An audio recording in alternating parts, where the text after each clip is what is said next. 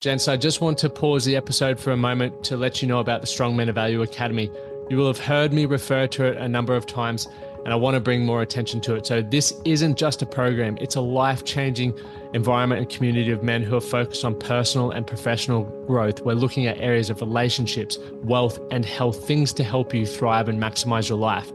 Imagine having bi-monthly one-on-one coaching sessions with myself, weekly group coaching calls, and an incredible brotherhood of high achievers by your side. Now we're diving into resilience, leadership, and holistic growth to not just succeed in your career, but to thrive in your health and your relationships. Your journey to greatness, it starts here. So join the movement and you can apply for the Strong Men of Value Academy. You can head to themanthatcanproject.com to find out more. Adversity reveals your true character. And I personally seek out mentors that have character traits that I aspire to develop and implement into my own life. I've watched Darren Bain, who's today's guest, and his family display incredible leadership, perseverance, innovation, and most importantly, a people-first mentality as they have faced some incredible challenges and setbacks over the past couple of years. Darren is the director of Function Well, which fosters community and results at the core of everything that it does. And I'm very fortunate to be aligned and run the Man That Can project and work out of Function Well here in Brisbane. Darren's mentorship and guidance has been extremely valuable. During this episode, we discuss why he doesn't settle, where his passion comes from, how he has developed an incredible marriage, and why mental and physical fitness are paramount, plus a few other cool things, which I'll let you listen to throughout this. Now, if you are returning, thank you so much for continuing to show up. Our views and listeners are continuing to just skyrocket, which is awesome. So if you are getting value, make sure you take a moment to please leave a review because, as I've mentioned, it helps other people who stumble across the podcast go, hey, there's some value here. People are leaving reviews and leaving comments. So thank you for taking the time to do that. If you're tuning in for the first time, welcome. We have over 400, well, this is episode 418 with incredible guests from all around the world talking about things that can help you perform better in your life. And also blokes sharing experiences of what it's been like to overcome adversity throughout their own lives. And finally, before we dive into the episode, the Strong Men of Value Academy. It is thriving at the moment. We have had an incredible amount of new men join our program over the last 2 weeks.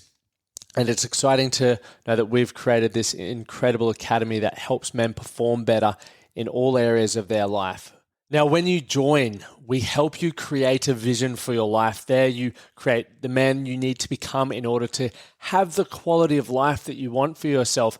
Once you have that, we then map out your immediate goal, the action steps and plan that needs to happen to make that possible. And then we hold you accountable throughout our weekly calls and putting you in an accountability chat with incredible blokes who are on their mission to create the best life for themselves as well.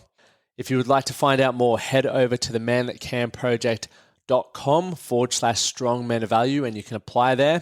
And if your application is successful, you will be hearing from me. That's enough from me. Let's dive into today's episode with Darren Bain. The Man That Can Project podcast, a podcast empowering career-driven men to live more fulfilling lives. We are here to challenge your beliefs, redefine success, and talk about the important stuff in a relatable way. Don't forget to subscribe and leave a review. My name's Lachie, Stuart. Let's get into it.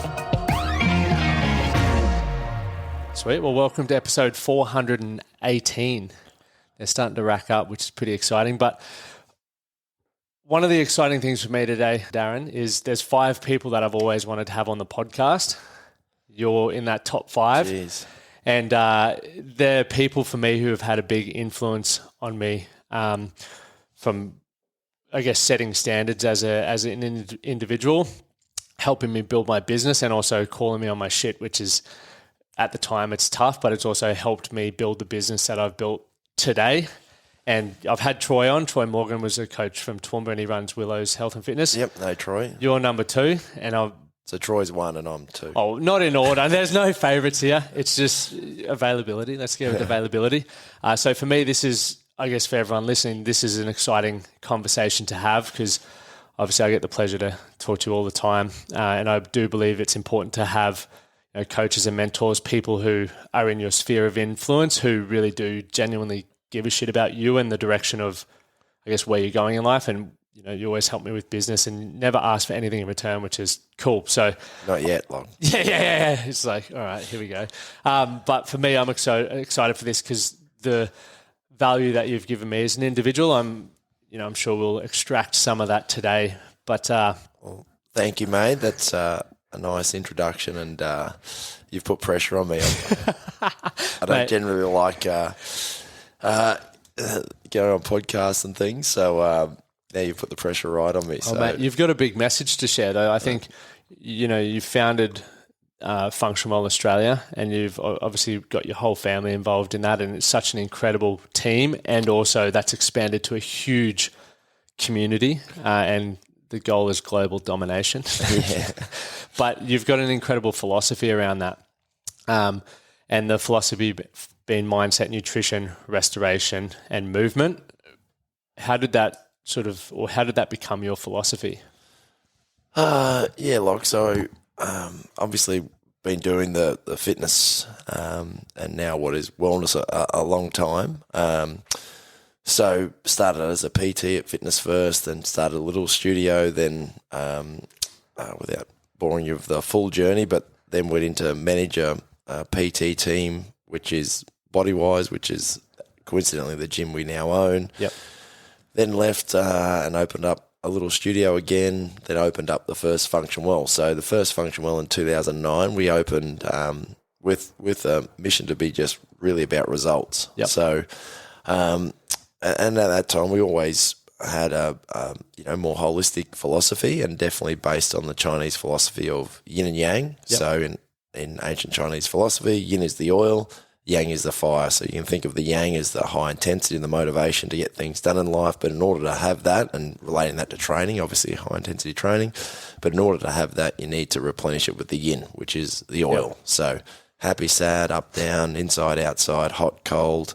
You can't have one without the other. Yep. To appreciate it. So definitely, had that yin and yang sort of philosophy, but we couldn't really deliver on the yin. Tash and I were really bootstrapping the business and have done for a long time. And but we had a great team of coaches, but we were definitely focusing. This is back in 2009 on all the factors outside the workout, like sleep, key supplementation, lifestyle stresses, and those Yep. lifestyle factors. And it wasn't until I suppose 2015 where with the space we're in now, we could open what is the restoration zone. Yeah. And at the time when we opened that, the restoration zone wasn't, I suppose, didn't get a huge uptake because people weren't educated on the benefits of the hot cold therapy and these different human optimization techniques.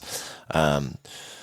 Now, definitely post-COVID, people are recognising, obviously there's more education out there on the different benefits that these protocols can have, and it's more accessible now, and a lot more facilities and different sort of businesses are really going down this wellness path, which is a great thing because people need it. But I suppose what supports or underlies the yin and yang philosophy is our 4 pillars, which is mindset. So we believe that mindset is the most important thing to get right in all aspects of life, but it can positively or negatively impact your psychology, which we know, but definitely your physiology as well. So definitely mindset. Then we look at nutrition, which is the foundation of any good fitness program and the gateway to optimal health. So nutrition's key. Then we look at movement. So movement is in our DNA. We can't escape that. You know, obviously we've evolved as a species, but our requirement to move is still in our DNA. So without it, all sorts of mental and physical health and diseases can proliferate and become present. So the movement and then the restoration, taking time out to regenerate and restore balance is fundamental, particularly in today's busy world where we're constantly engage through the different technologies, and it's so important to be able to unplug and regenerate and restore balance. So yeah, there are 4 pillars. Important 4 pillars, and legitimately the amount of people that go, I can't believe functional is this. Like, it's so affordable for the value that you get in it. And now we are in a time where a lot more people are educated around all of those benefits. It's really incredible. For yourself, obviously you came from the rugby background as well, played high level rugby league captain side, so you've always had great leadership qualities and drive and ambition. Coming from that background, though, it is quite unique to see people interested in, I guess, the restorative protocols, because I know coming through for myself, it was more like that's for the yogis and all of that sort of stuff. And even nutrition to a degree was like, it's all right, we'll have a few beers after game. What got you interested in all of that sort of stuff back in 2009 or even earlier? Yeah, so it was through my own experiences. I was definitely, training very hard. Obviously started the business and was well and truly digging a deep hole for myself, and not getting the sleep. And my mentality was, to train harder. Sorry, Locke. You're right. I should have silenced the phone. You're good. Inexperienced with these podcasts. This has been bugging me the whole time. I didn't. Oh no, you already snapped it. That's all good. I thought it was still stuck together. Your drink bottle. No, I've already had a sip. Yeah, all good. My sort of mindset was, I just need to train harder and go harder, and just really burnt the candle at both ends, and got to a point where, as Mucky will tell you, when he was, we had our little studio which would look down the street. I'd be walking to work and would just vomit. I'd get home and I'd sit on the couch and I'd just crash, supposed to be this picture of health, I was eating, quote unquote healthy, for whatever reason, but all obviously wasn't getting the sleep. I was having foods that I wanted to obviously weigh heavier, so was eating a lot of dairy, a lot of gluten, and after then, let me go back a step. So then, went to the doctor and wasn't really getting any answers, and then was fortunate just at a fitness conference, got speaking to a couple of naturopaths, who invented this product called Vital Greens. And then got put on the path of starting to do some functional diagnostic testing, so my blood work and food allergy testing and different things. So had a really compromised immune system, was really intolerant of dairy and gluten, so I'm having lots of whey and, drinking probably a litre of milk a day. Shit. And, because, I wanted to put weight on, but I was highly stressed, so I wasn't being able to put weight on. And so, through all that experience, I went down the rabbit hole of more holistic health, and from what was chronic fatigue, come out the other side, then started traveling the world to learn from the very best in the world on all aspects of fitness and wellness, which is then, from 2009 onwards, really formed the functional sort of philosophy. So that's sort of how I got down that path, and then through that experience, then started to, fortunate to help a lot of clients change their lives, and then, play a role in educating our team, then a ripple effect to create what is now Function Well. So, so that's the sort of how I really got into it from my own experience, really, and turning my own sort of life around through what was a really, really terrible time. Yeah, I can imagine. I'm sure there's definitely a lot of people listening to this now who are ambitious and driven, and they're only, like I see it all the time, and that's why I love the functional philosophy, and it's a really big part of the Man That Can project, is because every pillar essentially leans on the other one, and if one's out, it's compromising. If you've overweight and aching and not feeling healthy, it ruins it does impact your mindset, which then can impact your relationships or how you run your business. So to be able to go through that, and then for me, the way I look at it is you need to earn the right to have a successful business. You need to earn the right to train well, or all of that. And that comes through looking at restoration, looking at your nutrition. And if you aren't comfortable with those pillars, start learning. Like you said, you invested in yourself to fly all around the world, which would have cost you, I would imagine, hundreds of thousands of dollars to learn, not just to sit back and go, oh, I don't feel good. That's it. Yeah, so I mean, definitely, got my health in order, which intrigued my interest, but I always had a burning, I suppose, passion and desire to innovate the way fitness is done and be a leader, you know, and what we aspire to, as you know, as a team is to be the most respected experts in our area and do that through education, inspiration and adding value to our members. So the education is the big one because the more you understand, or clients and members can understand why we do certain things or why they would want to prescribe to our different prescriptions, they're more likely to implement it because they understand the why. So, you know, that definitely was my driving force. To travel was then to, essentially improve the Function Well offering. And, so it's been a journey, and that's where, the Function Well philosophy come from and continues to evolve. And, you know, we pride ourselves on being the innovators. You know, we opened up the first Function Well. There was only the big Globo gyms, Fitness First, Good Life. There was no CrossFit in the market. There was no boutiques. It was PT studios, outdoor boot camps, and we opened this results-based gym doing these classes called Metcon, which no one had really heard of. So, you know, now we can see Metcon and hit just, you know, back then it was just Les Mills and spin. And so then from there we've evolved and bring in the restorative component of the ice bars and different things, and now that's becoming more mainstream. So, yeah, it's a real desire to innovate, and that all comes from just ultimately what it's about is providing the very best environment that we believe is going to help people live a better life through fitness and wellness.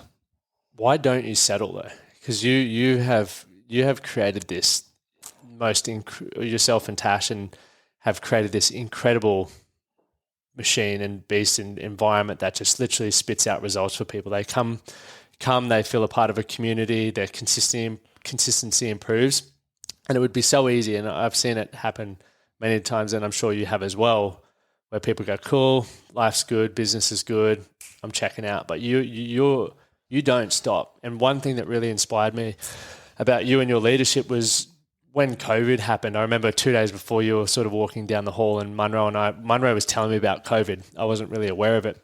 And he asked you, and you're like, no, it's not going to happen. Like something. And then 2 days later, we're in the group fitness room and the gym shutting down. Literally, obviously we had to shut the gym down. It wasn't good, but you left your shit at the door. Like you didn't, for what I saw, like the leadership was strong, and I'm sure it would have been the most heartbreaking thing of all time. But then you're also like, here's the plan. Like, here's the plan. I'm going to confirm it this afternoon. We're going to have equipment available. We still want people to hit their goals. And you did that at no cost to us, which for me was like, this guy doesn't give a shit about money. Like, obviously you need money, but for me it was like insane. So come back to the point, like what drives you? Why don't you stop? Yeah, probably a few answers to that question. Like, I appreciate that. It's bringing back some PTSD. COVID.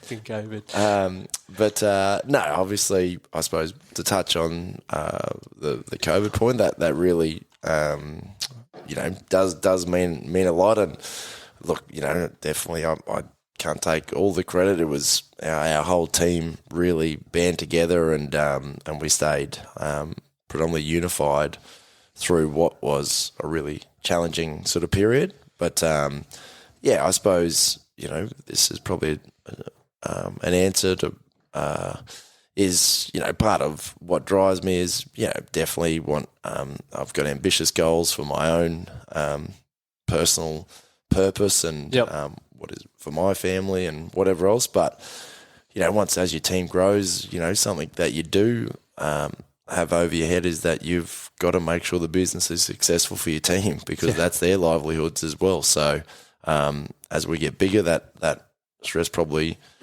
wanes on me more now, and I'm more mindful of it, especially as we get bigger. So now you have team members that are married and have kids and have their own families. So that definitely drives me, and I where I got the most satisfaction was seeing people achieve incredible results, to come in sorts of pain, whether it's physically, emotionally, and then to turn their life around, which is using fitness as the platform, the gateway to do that, and live a better life from a result of what we've done at Function Well. There's not too many careers or jobs that will give you that sort of satisfaction. So, but now what I really enjoy is seeing I'll never get sick of that, but also seeing the growth of our team, to see someone that might start on our community team and be the hub manager, looking at Taylor and her growth and development and, what she's done. But, it's probably cliche, but it is a true passion. I really love this industry. I couldn't think of any other industry, and I don't know if I'd, be successful in any other industry because I wouldn't have the passion that I have. And so that drives me. But onto the COVID. Back to that, if you wanted to touch on that. One of your questions around leadership or, for that it was going back, it was pretty dire because we were I think we were the first industry to be shut down. Which was ridiculous. So there was no government support. There was nothing available. So you've gone from what we did, one thing we pride ourselves on as a business is always to do the right thing by our members. So immediately we just stopped all direct debits, and then did an opt-in option for our functional on demand and different sort of opportunities to bring in some revenue. But for me, the coaches, like all team members, valued team members. So as you alluded to, we made sure that you guys still had the opportunity to get an income and have access to all the equipment and, try and do the best we can to support your businesses. But, I think going back, I think I used the analogy something along the lines of, if you have a body of water, I think this was the message from memory, a body of water, and if you just let it sit there, it'll become stagnant. And you've got to put new water, new energy, and keep the water flowing for it not to become stagnant. So that was, we don't know what the other side will look like or how long it's going to be, but we can't sit in the corner and cry poor us. We're going to keep putting energy into that water and keep pushing forward.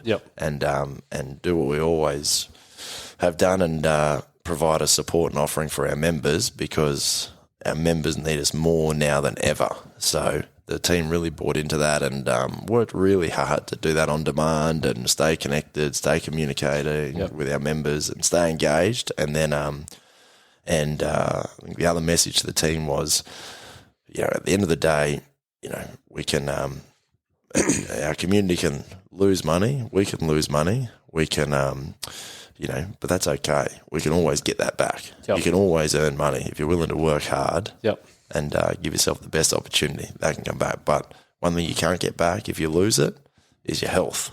So we are the most important thing in people's lives right now is the health.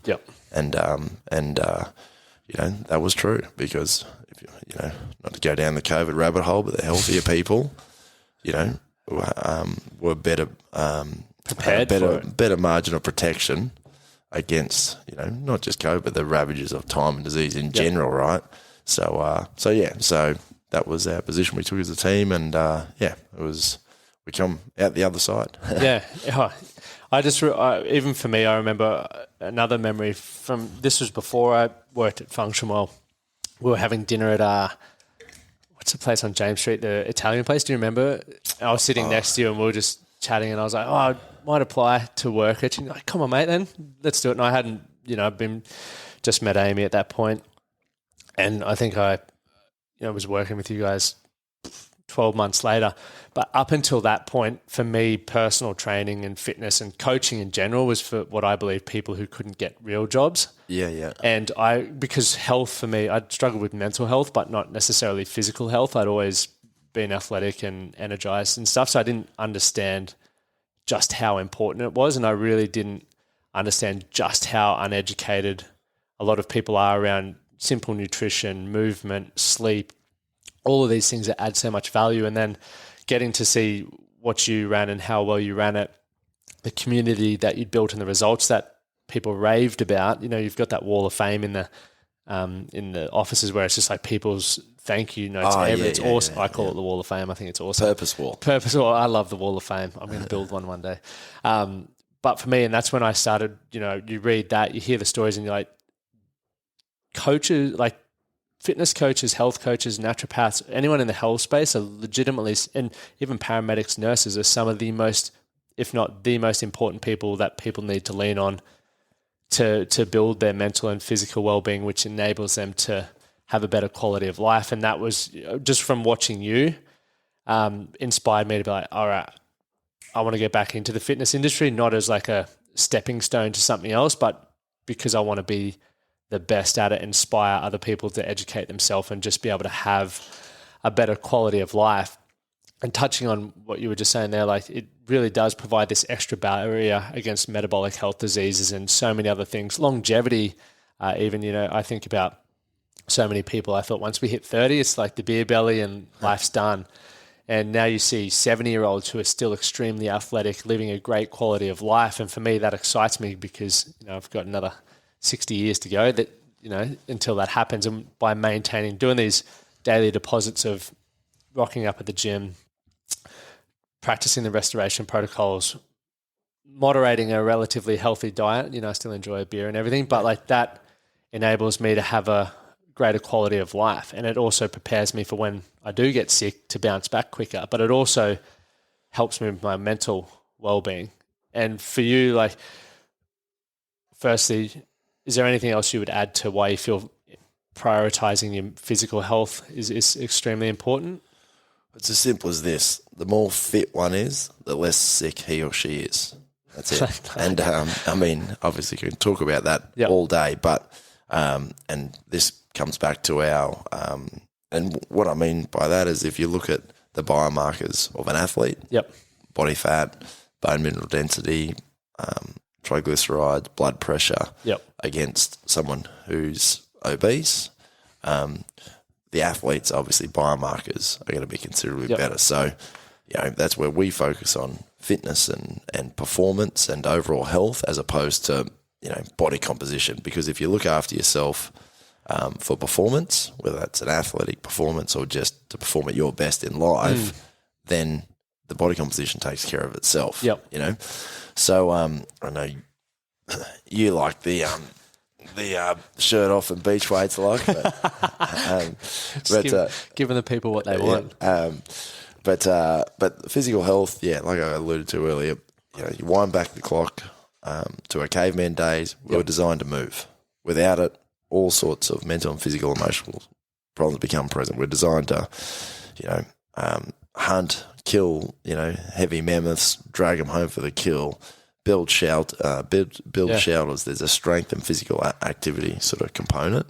And like I said, our DNA remains the same. Without it, our mental and physical health becomes compromised. So, physical health is paramount, but you look at, obviously, the hormonal benefits, decrease in the stress hormones like cortisol.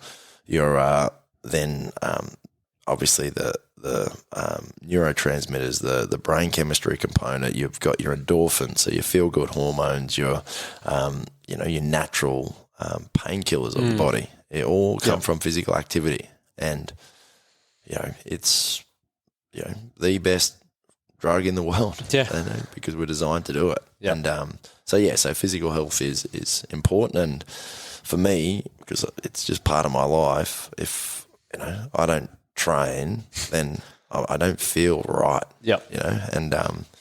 So physical health it's the key. Is key. And it definitely correlates into or transfers across into the mental fitness as well. And in today's society, and there's so much research now coming out about it. I use mental fitness because we're in fitness. But let's say mental well-being, depression, anxiety, even focus and distraction and purpose, all of this stuff is the same thing. If you work on flexing that, much like you mentioned with physical health, if you move your body and stress it to a degree, you're only going to grow. Sorry, you're only going to grow and put a preventative barrier against when disease does, if it does show up in your life. The same with mental health. I truly believe that so many people's well-being is terrible because of our lifestyle, and there's a lot of research saying environmental factors around the people we spend time with, not getting outdoors, movement, food are all reasons why people's well-being's off. Our phones, iPads is just distracting us from our purpose. Like no one, especially blokes, we can't make decisions. We're really worried about the consequences of our decisions, but a lot of that comes back to the fact we aren't really clear on what we want from our life. You've got a very big life mission and purpose, which helped you go, righto,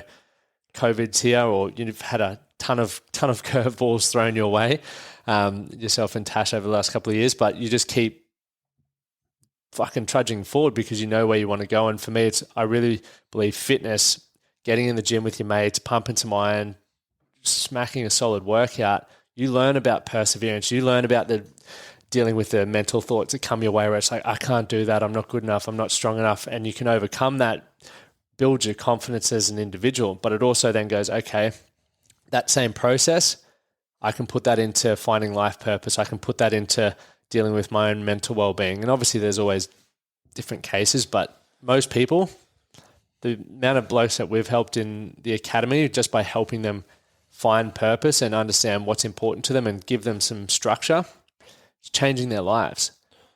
So my question after that is for you, why is it important to build mental fitness?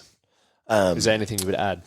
Yeah, so I think, obviously the education and awareness around mental health is getting better and helping people understand it, not just for themselves, but people, to help people suffering with mental health issues can have the tools to support them. But the mental fitness is, a big component. A big component is you've got to have goals. You've got to have something to strive for, and then you've got to provide feedback that you're improving. So test and remeasure, and Daniel Pink's best-selling book, Drive, on motivation. The key point is provide feedback you're improving, right?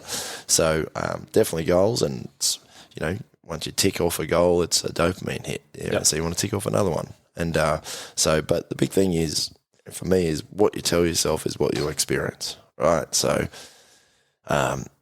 if you're going about something solo, let's just use fitness. Goal to lose 10 kilos, improve your health, whatever.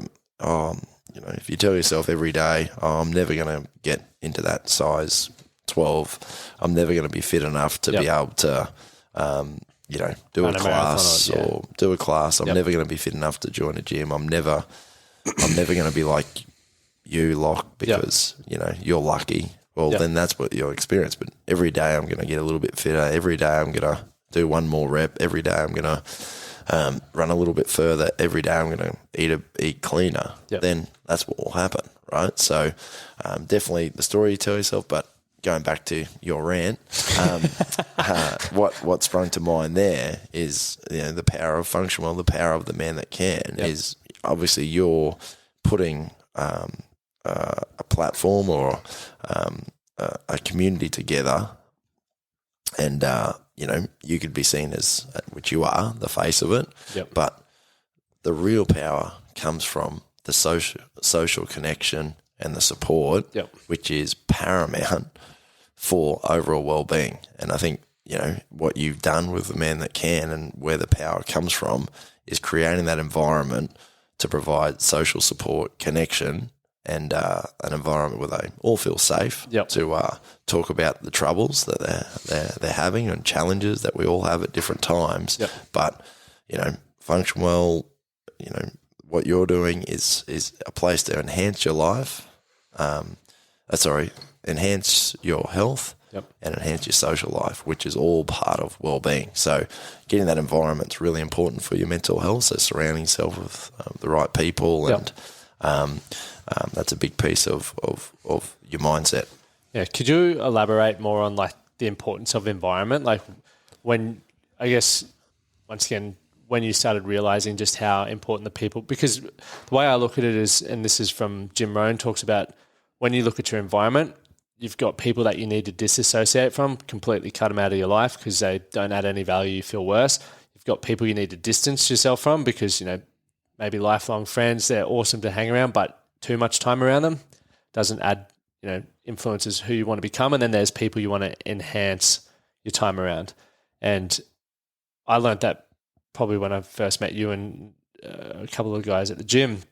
But for you, when did you sort of start realizing that was an important factor? I'm fortunate that I've got different circles in my life, that all bring value. I've got my good mates that I played footy with at Wynnum, which are, bring incredible value to my life. I've got, obviously, my good mates from Toowoomba who bring incredible value. T-Bar boys, plenty of value up there. That are lifelong friends, that understand you and your journey and what you've been through that, you'll never replace. And then I've got, our Brisbane circle. They all bring different value and you need those at different times. But, there's people as you go through life that will naturally, drift in different ways, right? And you stay connected to the ones that are providing meaning to your life, and you want to both put the effort in to maintain a friendship. But I suppose we'll talk from a cultural perspective. At Function Well is, Jim Collins' book. I think it's Good to Great. He talks about get the right people on the bus in the right seats, and the right seats. So it's get the right people on the bus first and foremost, but make sure they're in the right seat. And that is, leadership is about, the big thing is managing people, which you manage the people right, you manage the culture. And so that's a big one where, along the way we haven't got the right people on the bus and the right seats, which impacts your culture and whatever else. But all in all, we've got that pretty much right the majority of the time. And what we talk about is feed the positive dog. If you feed the negative dog, it's going to get big and strong and beat the shit out of the positive dog. So it's, again, creating that environment and culture. But I don't know if I answered your question. No, you definitely answered. It's, from a team perspective and, people that bring you down and whinges and negative and, poor me, victim mentality. They're never really going to be part of my inner sort of sanctum or really have the ability to, I'm not going to put the effort in to have a relationship. It's different when a client, because people are in a bad headspace and, you've got to help them come out of that and give them the tools and whatever else. But from a social setting. And your social setting, I'm very fortunate, blessed to have, different circles of really good people. And that's obviously come through awareness and, as you said, not tolerating that victim mindset and certain things like that. And it definitely is game changing. I used to hang around a lot. As you said, you got these pots of friends. My Toowoomba mates are fucking awesome and add so much value in my life. I did go through this phase where I had I call it like a personal development ego, where I was learning a lot and growing a lot, and I thought I was better than everyone. And I was like, I can't even hang out with them. And then I realized pretty quickly that I was lonely and I was then lacking a lot of things that they gave me. So I had to backpedal on that, which was a good learning experience. And I think that's... and it shows the quality of them as people to probably allow you back into the circle and tell you, maybe how, I don't know the background there, but they're probably your true mates to tell you, tell you what you didn't want to hear so... You met most of the boys at the wedding. They're bloody good guys. Well, a bit loose. Fireball. That's for sure. I'd love to talk about. So one of the biggest things and we're going back to sort of mental health here. Two of the biggest reasons why men take their own lives is financial stress and relationship breakdown. You've been thrown a bucket load of curveballs over the last couple of years, and yourself and Tash just have this relationship that is like the most solid thing I've ever seen. And I would love to know how you've built that, fostered that? Because I'm sure it's people think these dream relationships just happen. I'm sure there's a lot of work that's gone into it, but have there been any standout moments that you can remember that have really helped you guys grow together as a couple and as a family? Oh, geez, this will be a deep question. I usually a bit of a closed book, so you're doing well to dig here. Try this one open. Yeah, but mate, I'm just very lucky. Yep. Very, very. I think as people, you meet somebody, yep. and we all change, right? We all evolve. We change as we go along our journey of life, and at times one partner's got to be selfish, one partner's got to be selfless. And, it's definitely, I was the selfish one along the way because I was so driven on what I want to achieve with this business called Function Well. And Tash had a good career and she gave that up to join me on this journey. But I think we've, had a similar values system on what is important before marriage, which is definitely our family unit, and why I was so driven is probably as I've gotten a bit older, reflecting on what is my big why, and that's definitely to provide a lifestyle for my kids and a lifestyle where I can be present in their lives, which is, when you're in the trenches of building a business and in debt and whatever, the first few years of their life, I wasn't present because I was working so much, which, but it was always an end goal to get to a point where I can be, which I'm grateful now that still, anyone runs their own business, does big hours, but, and I don't know if there's such a thing as balance, but, I definitely have the best of what I believe balance to be, and have periods where, they're the priority. And, but and back to Tashi is, she was selfless. She, and I think where a lot of relationships have troubles along the way is because the values change from where you met as, young, early 20s, some teenagers, and throw some businesses, careers, and kids and marriage in there. It's quite easy to see how issues can become present. But Tash and I, she definitely come on board at Function Well. It's our, both a huge value to us, and we both have the same mission and purpose with it. She, like I said, gave up her career to join me on this. But I think with Tash, she is patient. And I can be pretty intense at different times, some may say. But I think, we've been through some big hurdles, and I think, working with your partner can be hard. Not everyone can do it, right? But I'm very grateful that Tash is involved in the business because she understands the challenges. If she wasn't involved, it would be so much harder for me to, say I'm at work, I can't be home, or whatever it may be.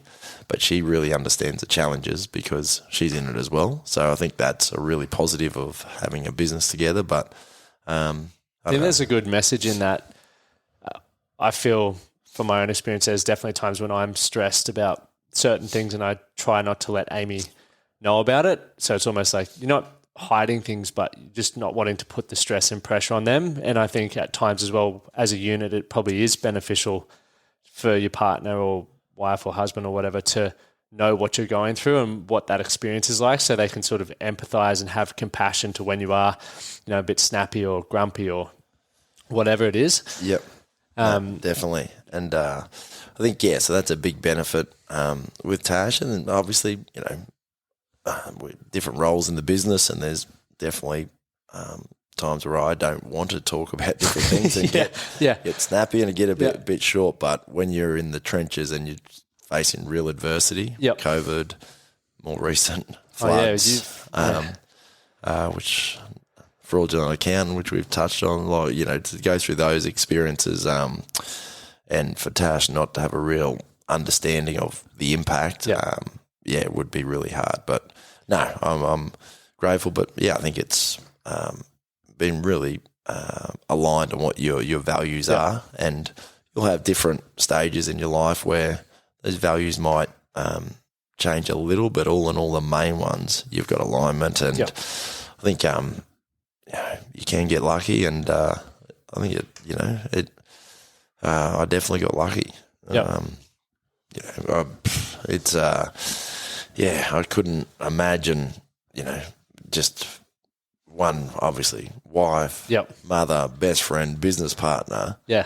If there's a lot of hats that if Tash was to decide that she's moving on, it's big shoes to fill. Yeah, bloody hell. But no, I'm confident she's not going anywhere anytime soon. Yeah. Thanks for sharing that. I think there's definitely so much that people can take away, and even just to add to that, I feel because of the lifestyle that you both have lived, prioritizing your physical health, having a clear purpose has helped you through those challenging times. A lot of people look at training and stuff as like a priority, or I'll fit that in around meetings, and it's like, well, if you have poor health and your energy's low or your ability to deal with stress is poor, you're probably going to explode your marriage anyway as a result of not being at peak physical and also mental well-being. You've saved me there, Locke, because I was scrambling with that answer before. But because I got you one back from my ramble before. I'm not, talking about my emotions. I'm not my strong point. Yep. And obviously, but no, I think coming back to biggest values, health and family, and so this is the thing that you can have the mindset that if your partner goes to the gym, then that's seen as selfish, right? And then there's a guilt on your partner because you feel guilty that you're going to the gym, for example, or it might be playing a round of golf or whatever it may be. But, because that's so important to Tash and I, we know that for each of us to go to the gym is priority, because that's going to enable us to give more in our home life and to be better parents and all the rest of it. There's that alignment. Whereas if you don't have a value alignment on health, then Lachie, Amy does value health. I know that. I see her training harder than you most days. I know she does, doesn't she? But as an example, is if Amy was going to the gym all the time and it wasn't important to you, but Amy, you're wasting all your time going to the gym, and I'm at home, and when kids come along, I'm having to do school drop off and pick up and all the rest of it while you're at the gym all the time. Then it creates friction. It creates friction, right? But that's one example of having alignment on your values. But we both in agreement that we know we're better people, and it's so important for us to be better parents and better people in general, that's a priority. I think what you touched on there is not guilting your partner for that, because I'm so grateful that Amy lets me train and prioritize that, and vice versa, because I know if I'm neglecting it, once again, you said earlier, if you're not exercising, you notice a shift in yourself, and I become the most moody bastard of all time, and I'm still driven, but I just lose my focus and attention, and I become bitter, and almost I get those insecurities back. I used to struggle with a lot of insecurities within the beginning of mine and Amy's relationship, and they start creeping back, and I'm like, okay, well, the thing here is I've neglected my health. I'm not feeling good in who I am as an individual. The other thing you touched on was when kids come. One thing is another conversation that we've had is yourself with your beautiful children, and obviously you're an ambitious dude. You're busy as a blue-ass fly. But I remember you said to me one day, every day you sit down with Charlie and Milton and just do whatever they want to do. Even if it's not, the most important thing in your day, you give them that time. How did that come about for you, and what is it sort of, because we spoke about this the other day, I really struggle to switch off. Like if I switch off, I feel like I'm falling behind and stuff like that. And for me, when I think about having a family and all that, I'm like, but then I can't prioritize this. And obviously it's inevitable, it'll happen one day. So when you mentioned that to me, I now think, okay, well, how is someone like yourself who has a lot of stuff going on, extremely ambitious, How has it been for you to go, look, my kids are the most important thing. Whatever they want to do, not you sort of making them what you want to do. It's you're giving them time. How has that come about in that process been for you? Yeah, so I think I'd like to say every day, but but it's definitely every week and multiple times per week. Yep. I make an effort to be interested and fully present and engaged in whatever it is that they love at that point in time. Yep. So, sometimes you can get off the iPad, get off YouTube, get off TikTok, which I'm not happy to have. Charlie's. Hey, remember when that dance thing, when you did the dance, that was during the greatest COVID. of all time. I might have to post that on Instagram. Please don't.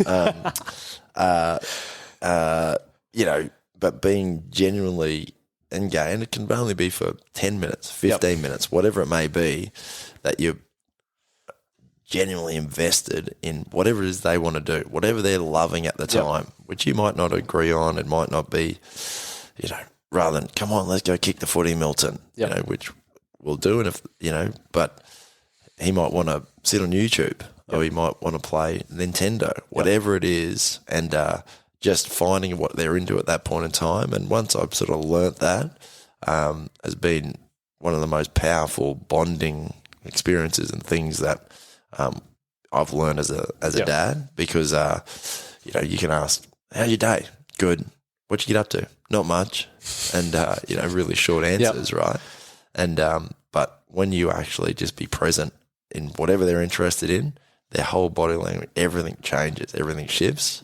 So that has been a really good learning for myself as a parent, and strengthen our relationship. But definitely everything goes in. At the moment, with everything that's happened at Toombul and a few things in the pipeline, it's I haven't been as present, but I've made sure definitely across the week that I'm, it can be 10 and 15 minute just bite-sized chunks.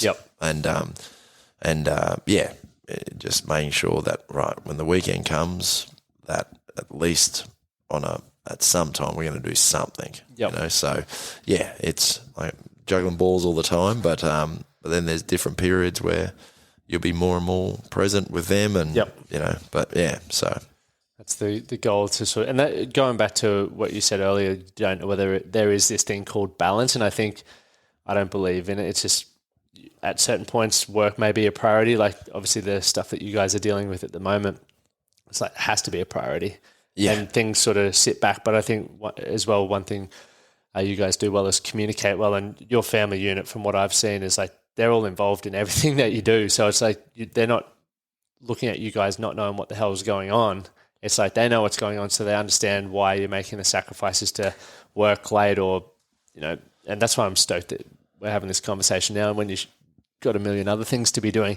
But bringing your family along for the ride is what I believe. And once again, I'm not a parent yet, but the idea that I have of being a parent, I'm like, I want to bring them along for the journey, because when you become an adult, I always saw my parents fight, but I never saw them make up. And I think it would probably scar you, like.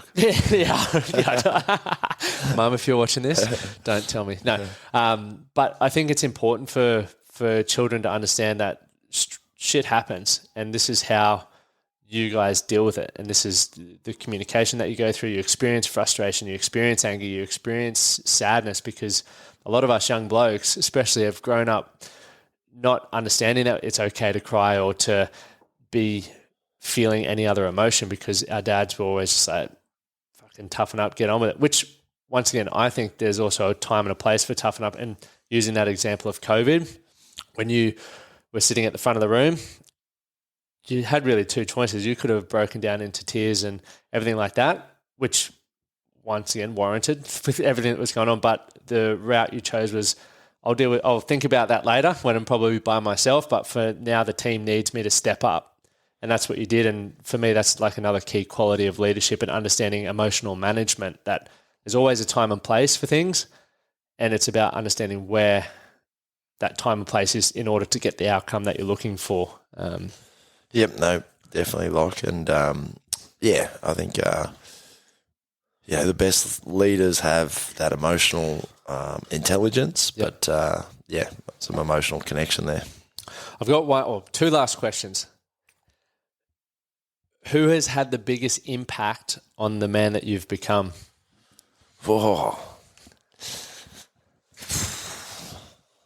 I don't know, like.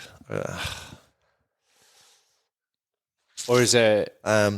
Well, I probably, lots of people that I'm fortunate that have had a positive impact on my life. Definitely one that springs to mind is Greenie, who, he's, as everyone would know, recently passed, but he definitely had a really positive impact on my life in many ways. I was a captain at Wynnum, had a few tough years, and Greenie and I built a strong relationship with. He come in and to change the whole culture, change the standards, and met with me to as soon as he got appointed to, sort of get my views and opinions, and so just a great man. That I'm not saying that because he's recently passed. I would have always said he had a really positive impact on my life. Just work ethic, standards, just the relentless pursuit of excellence. Just the intensity. There's so many, and which I relate to. So many admirable traits that he had for success, and just wanted success, not just for himself but for everybody. And if you were fortunate to gain his respect, he was one hell of a bloke. So definitely Greenie. Second, my mum. I'd say my beautiful mum. Awesome. Yeah, awesome. Thanks for answering that. The last one. What are some traits or characteristics that you believe are important in being a man? I don't know if it's about being a man, but I think it's just about being a good person. I think it's courtesy, manners, respect. That's what I try and instill in Charlie and Milton. Is and have from a very young age. Is the only three things that I want. Throw work ethic in there, but we haven't had that discussion too much yet. But courtesy, manners, and respect is whenever anyone talks about, even myself, I hope that that they'll associate myself to those traits. But definitely with Milt and Charlie's courtesy, manners, and respect. And I think to be a good man, you've got to definitely have those three traits. So, does that answer your question? Yeah, definitely. That was clear and concise. I like it. Yeah. So for those who live in Brisbane, you got to come down, check out Functionwell, and soon to be over the next couple of years, hopefully just continues expanding the mission and the value that you guys are adding to communities. Where can people? You're not too active on socials. I think your Instagram is dbain. There's a number attached to it, like 12. Just ask Sammy, but no, that's the Instagram. I don't even know the handle. I think there's not even a photo attached to it. D-Bain, as Sammy will say, D-Bain 1212. But Sammy's one of our coaches who is quite the character. And definitely with Facebook, I had my original Facebook, which was associated to Functionwell, which set up way back when. It got hacked. So then I got locked out of my original Facebook and then spent God knows how long trying to deal with Facebook to get it reactivated. Yeah, good luck. And then so I started another Facebook account. But now the amount of people that will say, hey, I sent you a message but I can't get access to the original account. So I just stay off Facebook, which I'm not active on socials as it is, but I'm not active, but email. The old school pigeon. And Darren at functionwell.com.au or follow our Functionwell Instagram. There's a lot more valuable content on there than I'll provide. I'll attach all the links to the Functionwell. I share a lot of posts from Functionwell anyway. So on LinkedIn as well. Yeah, on LinkedIn, and also I guess the best way to meet the man himself is come down to the gym. And want to say, take this opportunity to say congrats to you, mate. You've had quite the journey. Yeah. I'm not sure on where to put your energy and your time, and which we all suffer from, shiny object syndrome. But you found your true calling, your true passion, and should be really, really proud of the impact you're having on the Man That Can clients that are working with you, mate. You're a real inspiration. So well done, and excited to see you get global domination. Yeah, appreciate it. Thanks, Bain. Awesome. Thanks, bud. Now, if you've listened this far, do not forget to leave a review and share it on your socials and tag Lachlan, Stuart, and the Man That Can project. Get out there and do something today to be better for tomorrow. Thank you for listening to the Man That Can project podcast. My name is Lachie Stuart, and I hope you enjoyed this episode and found it helpful. If you did, please take a moment to rate and review the Man That Can project on your favorite podcast platform. And don't forget to subscribe to stay up to date with our newest episodes. We'll see you again next time.